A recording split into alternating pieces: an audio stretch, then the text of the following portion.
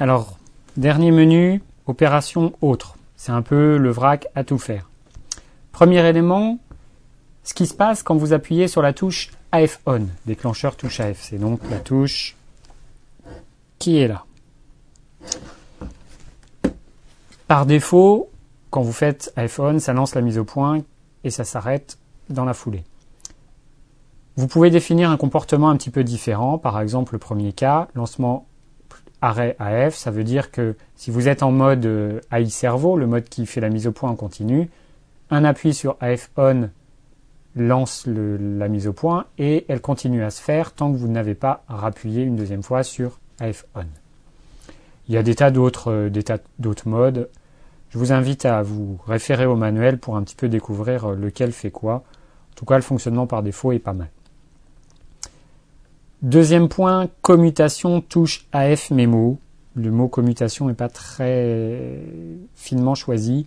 C'est pour inverser les deux touches entre AF On et l'étoile.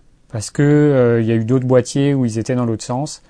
Donc c'est pour que les gens qui avaient ce type de boîtier s'y retrouvent un petit peu. Voilà, je vous remets pour que ce soit net. Et ils retrouvent le comportement qu'ils avaient avant. Donc, par défaut, aucun intérêt. Pour nous, en tout cas. Touche 7 au déclenchement. Genre, à quoi sert cette touche qui est au milieu quand on est en mode normal, c'est-à-dire au moment de la prise de vue, quand l'appareil est prêt à photographier. Le mode normal, il précise désactiver, mais dans mon cas, j'ai mis le Live View sur cette touche. Ça peut servir pour changer la qualité d'image, il me semble. On doit pouvoir changer le mode de qualité JPEG ou autre directement avec cette touche. Le style d'image, mais on a déjà un bouton pour le faire. L'affichage du menu, on a déjà la touche menu. Lecture de l'image, on a déjà la touche play en bas. Donc, globalement, à part le changer de qualité, mais comme je vous ai dit tout à l'heure, autant utiliser les modes de qualité les plus élevés par défaut. En mode normal, c'est très très bien. On continue. Sens de rotation des molettes. Alors ça, c'est aussi c'est des gens qui viennent d'autres boîtiers ou d'autres marques. La molette peut aller dans un sens ou dans l'autre. C'est-à-dire qu'en tournant à droite, est-ce que ça va utiliser des ouvertures plus grandes ou plus petites? D'une marque à l'autre, le changement, enfin il peut y avoir un changement. Donc si vous venez d'un réflexe d'une autre marque, vous pouvez vouloir conserver ce sens-là, enfin le sens de la marque d'avant. Verre de visée, quand vous avez un boîtier qui a de ce type-là, qui a un verre de visée interchangeable, il faut définir lequel vous mettez. C'est-à-dire qu'il y a des verres qui sont par exemple déjà quadrillés ou qui ont qui sont un petit peu différents du verre par défaut. Et donc, il faut choisir lequel vous avez.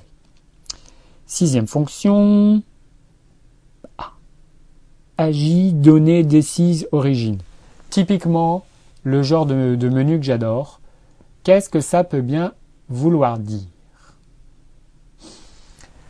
Alors, quand on va chercher un petit peu dans le manuel, ce que Canon dit, c'est qu'il a la possibilité d'intégrer des informations pour vous permettre d'avoir un fichier qui est un petit peu verrouillé et qui permet de dire ça c'est le fichier d'origine, il n'a pas été altéré.